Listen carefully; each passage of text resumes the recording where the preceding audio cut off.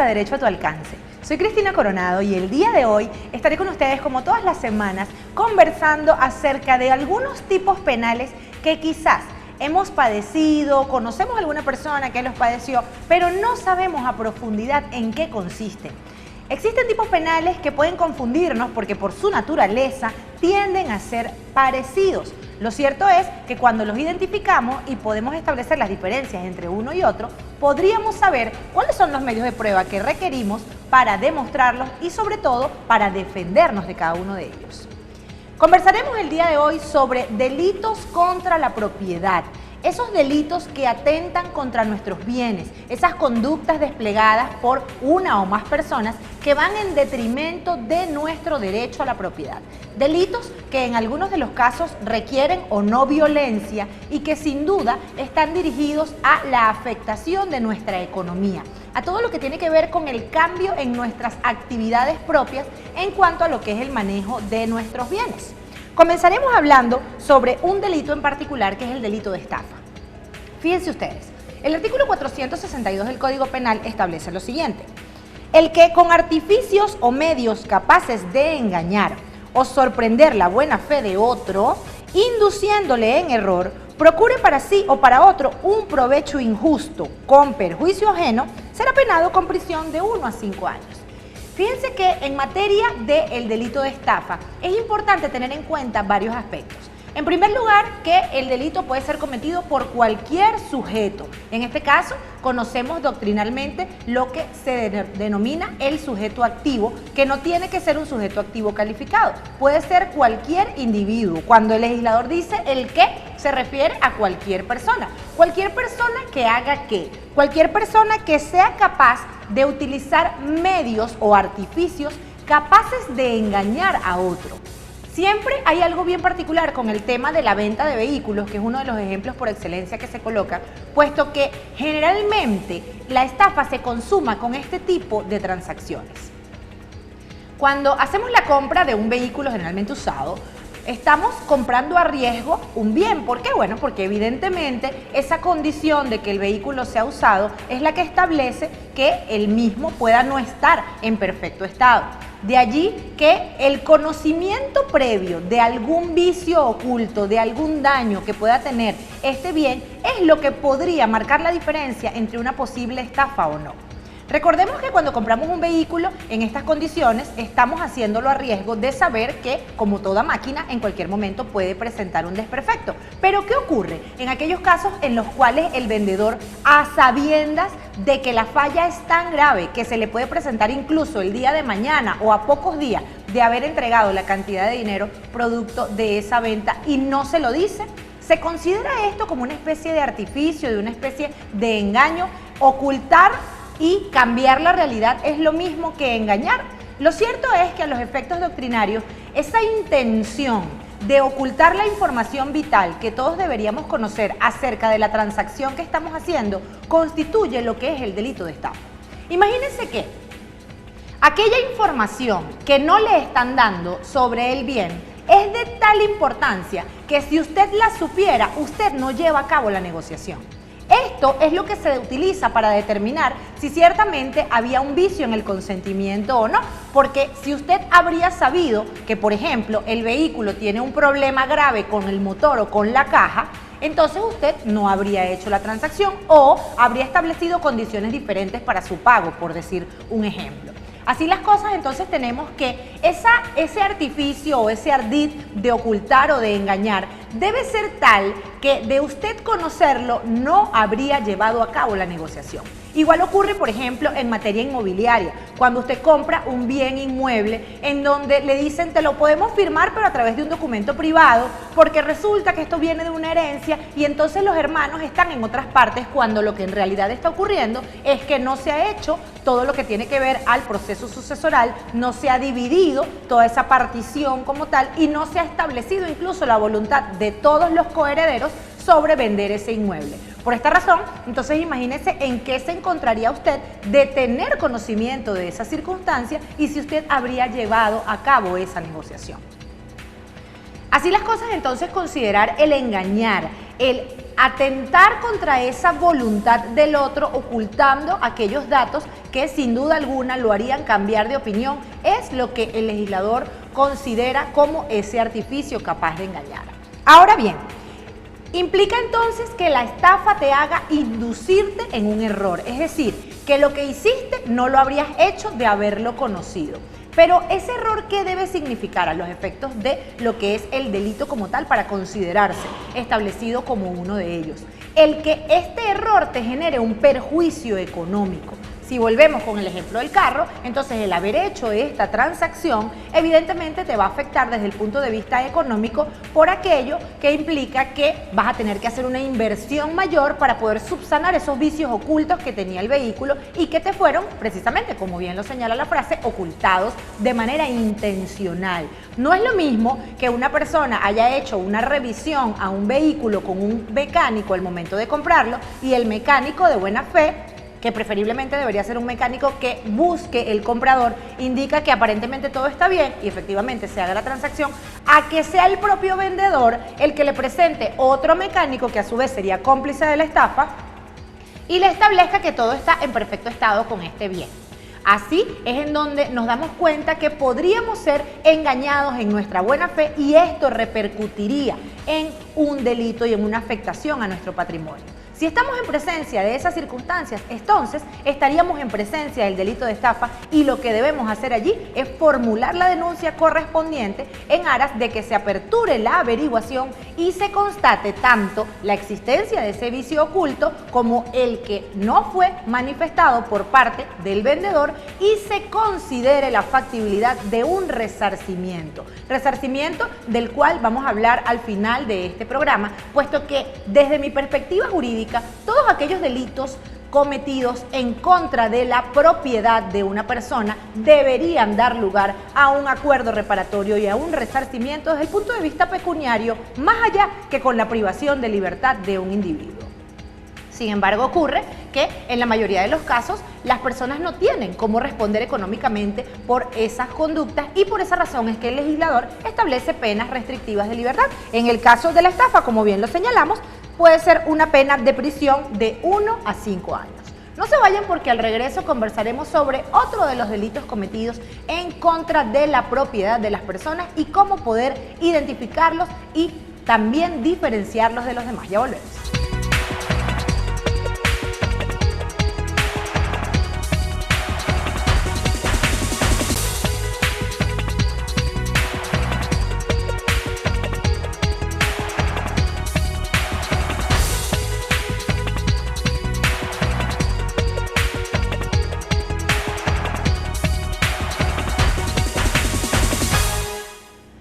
Continuamos acá en Derecho a tu Alcance analizando tipos penales que pueden cometerse con bastante frecuencia, que a veces padecemos como víctimas, somos testigos de otras personas que han sido afectadas por alguno de estos tipos penales, pero que quizás no sabemos distinguir. Hemos escuchado de pronto que una persona que tenía un objeto, supongamos un vehículo, estacionado en un lugar y cuando lo va a buscar dice, oye, no lo encontré, me robaron el vehículo. Pues resulta que esto no es así. Existe una gran diferencia entre el delito de robo y de hurto y tiene que ver justamente contra la violencia que se dirige a los efectos del apoderamiento. Cuando hablamos del delito de hurto, estamos hablando de esa actividad mediante la cual el autor se apodera de la cosa, pero que en este caso no implica ningún tipo de violencia, puesto que no existe la persona que está allí como para defender ese bien. En consecuencia, si usted deja algo en un lugar y de repente lo va a buscar y no está, usted lo que padeció fue un hurto. No hablamos del mismo tipo penal cuando hablamos en el caso del robo, toda vez que el robo implicará justamente eso, el uso de una violencia, pero una violencia dirigida a desprender de la cosa al individuo, al propietario. Imagínense entonces que usted, por ejemplo, está caminando por la calle, usted es una femenina y va caminando por la calle con su cartera y una persona entonces le arranca la cartera. Allí tendríamos una modalidad del robo que sería la modalidad del robo en arrebatón, es decir, la violencia fue desplegada con ocasión justamente a arrebatarle esa propiedad. Pero ¿qué ocurre cuando la cosa es un poquito más allá? Cuando la cuestión va hacia decirle quédate quieta, no pongas resistencia, dame la cartera con todo lo que tienes ahí dentro, porque si no te mato. Allí vendría entonces una amenaza acompañada a esa violencia para despojarte de tu propiedad. Estaríamos entonces hablando de un delito que se puede considerar como lo que es en doctrina el delito pluriofensivo. ¿Por qué? Porque además de afectar tu derecho a la propiedad, está afectando tu potencial integridad física. Hemos visto lamentablemente cómo delitos de robo terminan en homicidio por aquello de resistencia por parte de las víctimas. Hemos visto cómo, evidentemente, cuando un individuo se opone justamente al robo con ocasión a lo que es un derecho legítimo a defender su propiedad, pues existe una desproporción allí desde el punto de vista del autor, que en la mayoría de los casos o está drogado o está nervioso, y si a eso le añadimos el componente arma e inexperiencia, entonces vamos a tener un resultado completamente desastroso. Por esta razón, es importante que desde el punto de vista conductual, si usted está siendo víctima de un robo, oponga la menor cantidad de resistencia posible. Si tiene tiempo, dese el tiempo suficiente para visualizar las características físicas de esa persona que está despojándolo de su propiedad y en consecuencia formule la denuncia correspondiente en aras de la recuperación del mismo. Hay algo bien particular con el tema de la diferenciación entre el robo y el hurto y está justamente relacionado a lo que tiene que ver con esa violencia de la que les estoy hablando. Cuando hablamos del delito de hurto, entonces hemos dicho que no se ejerce ningún tipo de violencia para poder obtener la cosa. En consecuencia, podríamos hablar de una especie de descuido, no necesariamente. Si usted dejó su vehículo en un estacionamiento completamente cerrado y cuando llegó encontró que el mismo no estaba en el lugar en el cual usted lo había aparcado, usted no se descuidó, usted sencillamente fue a hacer sus gestiones y cuando regresó, pues los famosos amigos de lo ajeno hicieron lo propio para hacerse de su propiedad. En cuanto al robo, evidentemente hablamos de que la conducta va a tener una relación directa con el individuo que la tiene consigo por aquello de establecer la necesidad de tener el contacto con aquella persona que tiene el objeto en sí mismo. El robo de celulares es una de las cosas más comunes que existen y fíjense que las modalidades acá tienen que ver con la capacidad que tenga el autor. Por ejemplo, cuando hablamos de una persona que le sacan su celular del bolsillo trasero del pantalón, por ejemplo, en un tumulto, en una multitud, puede ser una feria, puede ser una calle. Aquí estaríamos hablando de un hurto y a pesar de que se trate de una actividad desplegada contra una persona, si la persona no se dio cuenta, entonces no puede decir que le robaron como tal, puesto que la violencia no fue dirigida hacia él y no sintió justamente la amenaza, sino que sencillamente con el uso de destreza hicieron justamente este hurto en donde tomaron esta propiedad. Mientras que en lo que hablamos de la amenaza propiamente dicha, entonces aquí sí van a ver algunos elementos que agravan el delito de robo. Y es importante que tengamos en cuenta esto porque no es lo mismo la pena que existe para el delito de robo simple, que está establecido en el 455 del Código Penal, que para el delito de robo agravado, que está establecido 3 artículos más allá, que es el artículo 458. El legislador quiere diferenciar una conducta de otra por aquello de lo que conocemos como el estado de peligrosidad.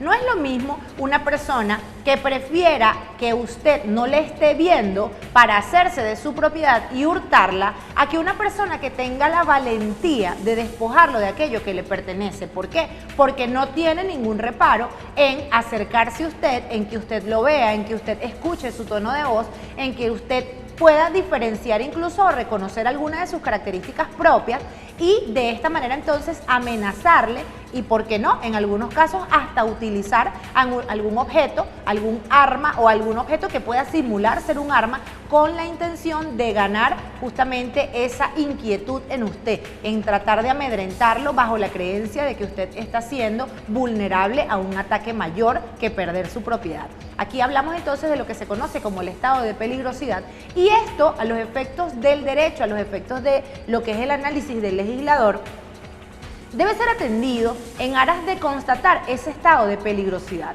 No podemos dar el mismo tratamiento jurídico a una persona que prefiere entonces no ser vista y que opta por hurtar que una persona que no tiene ningún problema con que lo vean, puesto que su estado de temibilidad es mayor y por esta razón entonces se establece una pena mayor.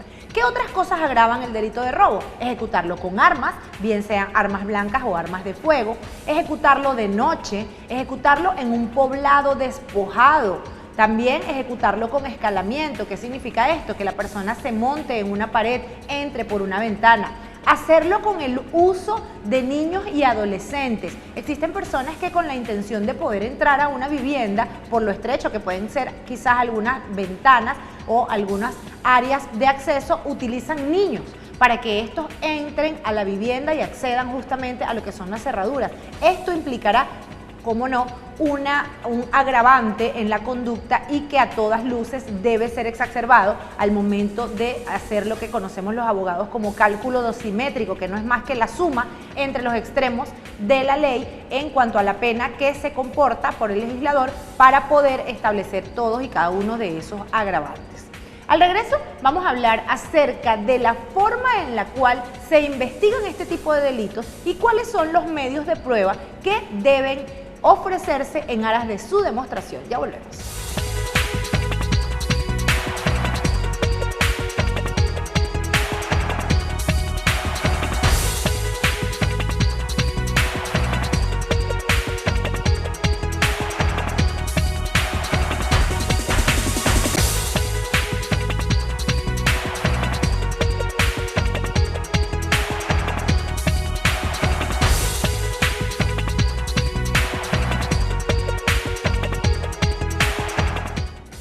Vuelta en Derecho a tu Alcance, conversando el día de hoy sobre delitos contra la propiedad. Esas conductas desplegadas intencionalmente por personas que afectan nuestro derecho de propiedad.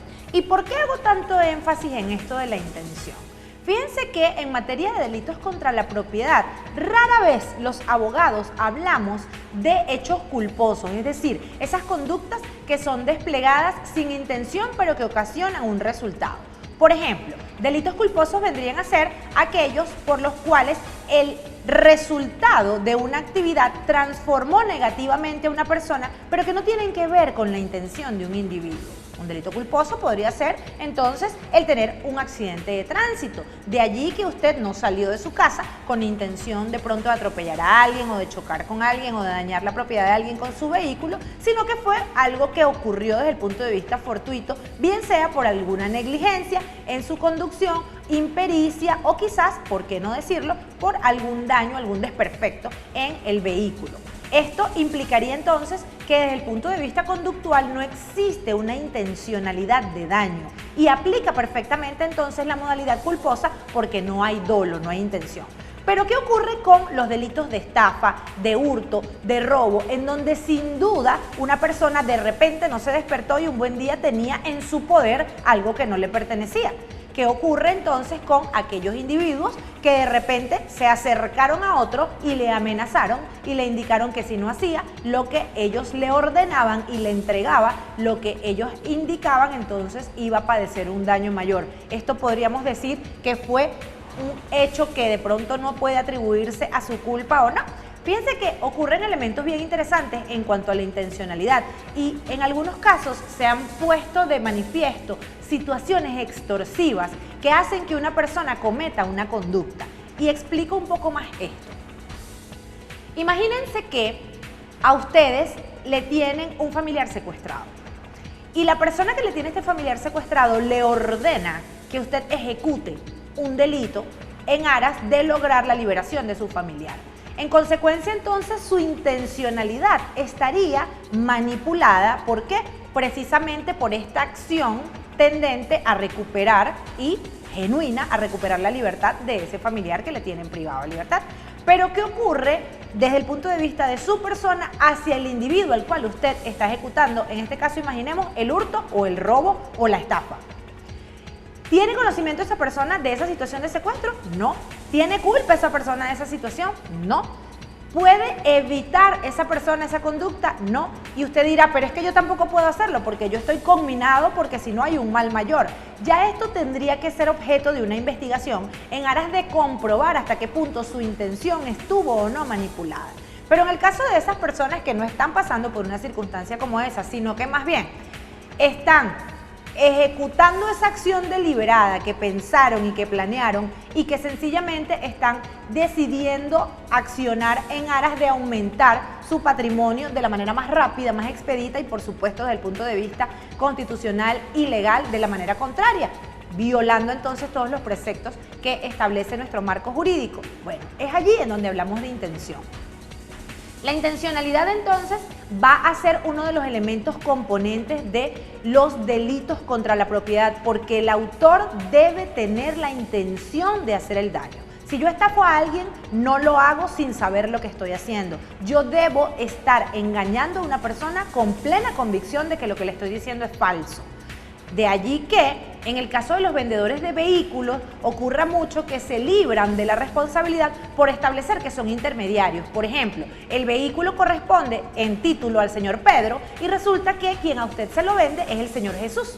Y resulta que el señor Jesús no tenía conocimiento de las fallas que tenía el vehículo por cuanto ni siquiera lo manejó, sino que sencillamente es una persona que lo vio a través de un estado, de una publicación en las redes sociales y sabe que usted estaba interesado en un vehículo con esas características. ¿Podríamos hablar de intencionalidad allí?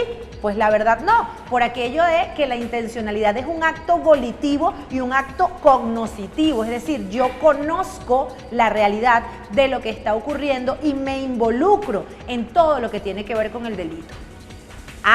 Cuando establecemos algo que tiene que ver con lo que es los juicios mínimos de sentido común, lo que tiene que ver con la reprochabilidad de ser intermediario de una transacción que puede resultar ilícita. Es allí en donde sí hay un juicio de valor que se hace hacia ese intermediario, porque imaginemos que una persona que goza de su confianza es quien le dice, oye, ¿sabes que vi que estaban vendiendo un vehículo y supe que estabas buscando un vehículo con estas características? Pero no le hace referencia al origen. No le advierte ni siquiera, ojo, yo no conozco ese vehículo, yo no conozco a esa persona, sino que más bien por el contrario, con el ánimo quizás de ganarse la comisión, le dice, no vale, que yo sepa, esta persona es seria y esta persona vende objetos que son de lícito comercio. Eso hace que usted, su intención de actuar, su consentimiento se acelere, puesto que existe una persona en medio de la transacción que le generó confianza. Allí entonces es donde hablamos de la figura de los cómplices y es muy importante que sepamos acerca de esto y lo podamos diferenciar porque en la mayoría de los casos cuando ocurren estas situaciones ese intermediario quiere librarse de las circunstancias lavándose las manos y diciendo que él no sabía que esto era así cuando desde el punto de vista jurídico penal él coadyuvó a que se ejecutara la acción, sobre todo en los delitos de estafa en el caso de intermediarios. También ocurre que la intención es fundamental para poder demostrar la existencia de particularmente la situación del delito de hurto. Existe una particularidad con un delito que fue asociado hace tiempo con ocasión al hurto y es el delito de apropiación indebida. Y fíjense que existe una gran diferencia que todavía incluso algunos operadores de justicia no pueden diferenciar. El hecho de hurtar algo que evidentemente no nos pertenece, simplificará esa acción en la que yo estoy en conocimiento que eso no es mío, pero yo lo quiero. Aprovecho que no hay nadie viéndome y yo me lo llevo, ¿ok? Eso es hurtar. Pero apropiarse indebidamente podría parecer lo mismo. Y es que eso que está allí, yo lo hago para mí, hago un provecho propio de eso y no lo devuelvo. Yo me estoy apropiando indebidamente. La diferencia entre el hurto y la apropiación indebida es que el hurto, la cosa que fue hurtada, no fue puesta a su disposición, mientras que la apropiación indebida sí. Y vuelvo con el tema de los vehículos. Imaginemos que usted tiene un mecánico de confianza a quien usted le lleva su vehículo con fines de que lo repare, se lo deja de pronto el fin de semana y el mecánico lo que hace es que lo utiliza. Y utilizándolo, entonces de repente a él se lo robaron o él lo chocó o peor, en este caso lo vendió. Allí hubo entonces una conducta adicional, que es la conducta de la apropiación indebida. ¿Por qué? Porque está haciendo suyo lo que no le pertenece a través de una conducta que no le es permitida. Y la diferencia con el hurto es que la cosa llegó a él por voluntad suya. Igual cuando usted de pronto lleva un vehículo a lavar. Usted entrega el switch de su vehículo para que el muchacho pues lo pase por las diferentes rampas de lavado del establecimiento y en consecuencia usted cree que lo que están haciendo justamente en cuanto al traslado de su vehículo es con estos fines, de lavarlo. Pero ¿qué pasa si de repente esa persona entonces agarra y arranca y se lleva ese vehículo? Evidentemente entonces allí hubo una apropiación indebida en cuanto a eso, o la conducta pudiera reputarse más adelante como un robo agravado de vehículo automotor por aquello de que la voluntad suya fue en este caso manipulada. ¿Y por qué decimos todo esto? Es importante que sepamos en qué consiste la conducta del autor para poder establecer acciones penales en su contra, por aquello de poder diferenciar una cosa de otra y poder orientar tanto al investigador como a los jueces de instancia en qué consistió efectivamente la conducta. El tratar de falsear realidades, el tratar de disfrazar o maquillar lo que fue la descripción de la conducta no hace más que enredar las situaciones. ¿Por qué? Porque si por ejemplo hablamos de una especie de transacción voluntaria en donde una persona le hizo a otra el préstamo, sigamos con el ejemplo de un vehículo, y esta persona no lo quiere devolver, no podríamos decir que se trata de un robo. Estamos estableciendo que se trata de una apropiación indebida y las conductas deben ser calificadas según han sido cometidas. No es lo mismo que algo que llegó a mí voluntariamente, luego yo no lo quiero devolver, a que yo busque algo en cualquier otro lugar que no era asequible a mí y me lo robé. Por esto es importante establecer las diferencias. Al regreso estableceremos también cuáles son esos medios de prueba que usted requiere para demostrar estas circunstancias y qué hacer en caso de que esto ocurra. Ya volvemos.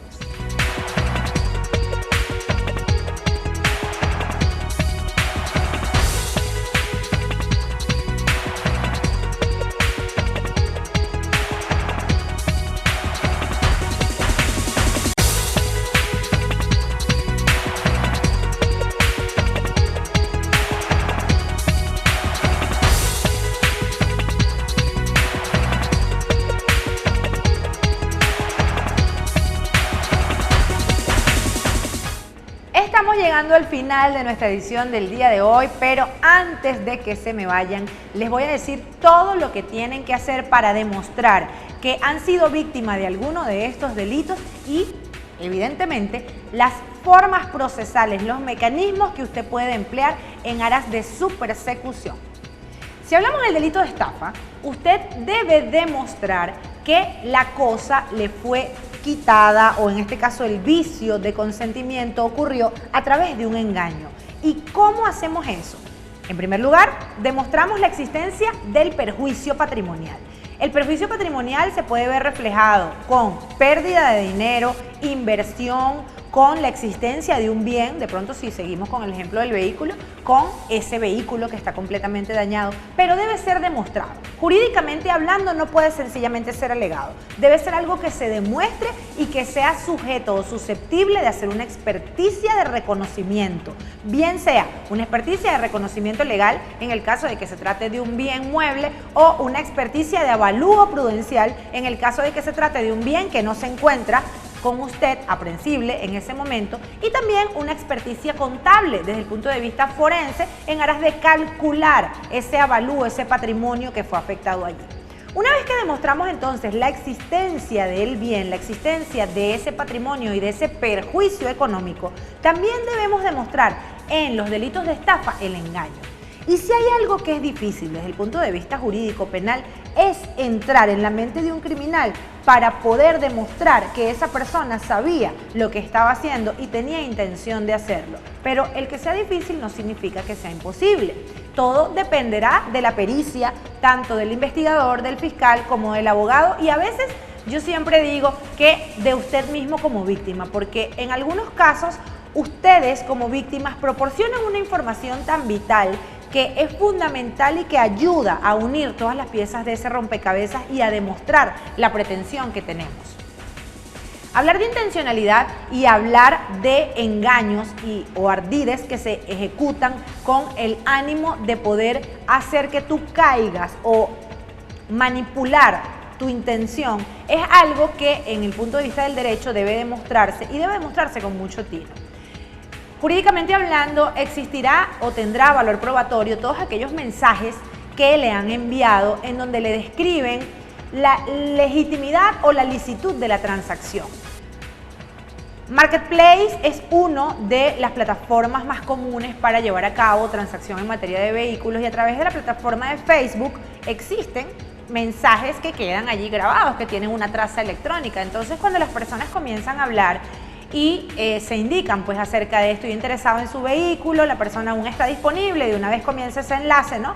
Allí comunicacional, la persona comienza a hacer preguntas acerca del vehículo, en qué condiciones está, ha sido chocado, ha sido reparado recientemente, presenta alguna luz en el tablero, tiene algún bote, tiene algún desperfecto en la marcha. Todas estas cosas son preguntas propias que usted debería llevar a cabo, más allá de si cómo está la pintura o si le sirve el aire acondicionado, porque en algunos casos tendemos a mirar más el exterior de un vehículo por aquello de la apariencia que el funcionamiento en sí mismo, que al fin y al cabo es lo que más nos debería importar. Entonces, estas trazas comunicacionales sirven desde el punto de vista jurídico penal para demostrar lo que fue el vicio del consentimiento, lo que fue el engaño en sí mismo, por aquello que la persona generalmente va a contestar indicando que el vehículo está perfecto, que le acaban de hacer tal o cual cosa, que está a toda prueba, y cuando constatamos que esto no es así, es allí en donde caemos en la demostración de la circunstancia. Igualmente tiene que ver muchísimo el tema de la forma en la cual se llevó a cabo la transacción. Cuando existen intermediarios, cuando existen testigos, cuando existen personas que tuvieron conocimiento de las circunstancias en las cuales se llevó a cabo la negociación, esto nos puede ayudar a demostrar jurídicamente hablando la existencia de esta situación. Cuidado con lo que les decía hace un momento acerca de lo que tiene que ver con los cómplices y los partícipes de este tipo de delitos. ¿Por qué? Porque en algunos casos las personas suelen lavarse las manos y suelen decir que ellos no tenían conocimiento de esto, pero si no hicieron las advertencias debidas, entonces hay una especie de complicidad allí, sobre todo si la transacción le constituyó o le representó algún beneficio económico. Además de ello, en materia de robo y de hurto debe existir un título que comporte la propiedad. Y con esto debo ser bien enfática al establecerle a cada una de las personas el hecho de mantener una cultura documental, de poder demostrar la existencia de los objetos. El venezolano tiende a manejarse a nivel de confianza desde el punto de vista de transacciones comerciales, por aquello de decir, bueno, aquí está y esta persona me vendió este vehículo, pero no lo firmo porque yo sé dónde ubicarlo, más adelante lo firmo, no quiero hacer ese gasto en la notaría ahorita. Y resulta que cuando ocurre una circunstancia como una estafa, un robo o un hurto, lo primero que se le exige a usted desde el punto de vista probatorio para demostrar la existencia del bien es el título de propiedad de ese objeto. Imaginemos que seguimos con el ejemplo del vehículo, entonces, ¿cómo formula usted la denuncia por un robo o un hurto de vehículo de un objeto que no le pertenecía? Si el título todavía aparece a nombre de otra persona, entonces ocurrirá que aunque usted le puedan recibir la denuncia, usted no figurará procesalmente hablando como víctima. Tendrá que ubicar a esa persona que desde el punto de vista legal es la que aparece como el propietario del vehículo. Y en el caso de que lo recuperen, entonces tendrá que estar usted a merced de esa persona para que esa persona haga los trámites necesarios para la recuperación desde el punto de vista material de ese bien. Por esta razón, el llamado siempre es a la reflexión hacia la importancia de poner los objetos a nombre nuestro, dejar constancia de algún documento privado o público. Yo siempre por preferencia aconsejo a mis clientes a que hagan su esfuerzo económico de hacer la transacción a través de la notaría o el registro en el caso de los bienes inmuebles, en aras de poder proteger ese derecho de propiedad. Sobre todo imaginemos en aquellos casos en donde quizás alguno de nosotros desaparezcamos de este plano físico y los más desprotegidos sean nuestros herederos. ¿De qué manera ellos pueden enfrentarse a un reclamo jurídico si no existía nada a nombre nuestro? Por esta razón es importante entonces que tengamos en cuenta la necesidad de obtener los documentos que certifican que somos propietarios de los objetos que queremos demostrar. Ocurre con muchísima frecuencia el tema de los celulares. Rara vez guardamos la factura de compra de un celular, pero con más frecuencia cada vez vemos que se cometen hurtos y robos de celulares. Entonces, cuando vamos a querer formular la denuncia, ni siquiera sabemos cuál es el email de nuestro celular, cuáles son los seriales a los efectos de identificarlos. ¿Por qué? Porque botamos la factura. Entonces, esto hace cada vez más difícil y más obstaculizante que los funcionarios de investigación puedan hacer lo propio para poder llevar a cabo lo que es la identificación de sus objetos. En conclusión, los invitamos a que tengan en cuenta entonces cada uno de estos aspectos y que sepan que cualquier organismo puede ser receptor de denuncias por delitos cometidos contra la propiedad. Delito de estafa, delito de hurto o delito de robo, robo simple o robo agravado, y también el delito de apropiación indebida, que son los que analizamos el día de hoy, pueden ser denunciados en cualquier sede policial. Sedes policiales, Guardia Nacional, Cuerpo de Investigaciones Científicas Penales y Criminalísticas, Ministerio Público, o si usted prefiere hacerlo a través de su abogado de confianza, entonces acude al bufete de su abogado y usted le indica que quiere ejecutar acciones, las cuales pueden ser a través de una denuncia o a través de una querella, que es una pequeña especie de microdemanda en donde es el abogado y usted como víctima quien tiene las riendas desde el punto de vista jurídico procesal de la investigación con autorización de un juez. Esto ha sido todo por hoy. La invitación es para la próxima semana para que sigan acompañándonos a contestar cada una de esas dudas que ustedes puedan tener acerca de esas circunstancias cotidianas que se transforman en hechos jurídicos y que a veces no conocemos por desconocer que el derecho está a tu alcance.